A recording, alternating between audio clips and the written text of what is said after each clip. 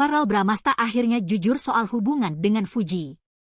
Aktor Verrell Bramasta akhirnya angkat bicara soal kedekatannya dengan selebgram Fuji. Beberapa kali keduanya juga terlihat membuat konten bersama. Hal itu membuat netizen menjodoh-jodohkan mereka.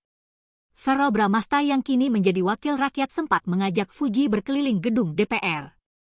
Sejak saat itu, keduanya pun terlihat semakin dekat. Verrell Bramasta pun mengakui sudah intens berkomunikasi dengan Fuji dibanding orang-orang lainnya.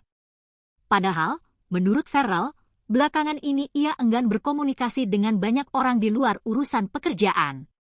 Saya saat ini kan juga nggak terlalu sering chattingan sama siapa-siapa di luar konteks pekerjaan, ucap Verrell, dikutip dari YouTube Cumi Cumi, Rabu, 26 Februari 2025. Mungkin bisa dibilang lumayan intens chattingan sama Fuji, dibandingin dengan yang lain-lain ya, sambungnya.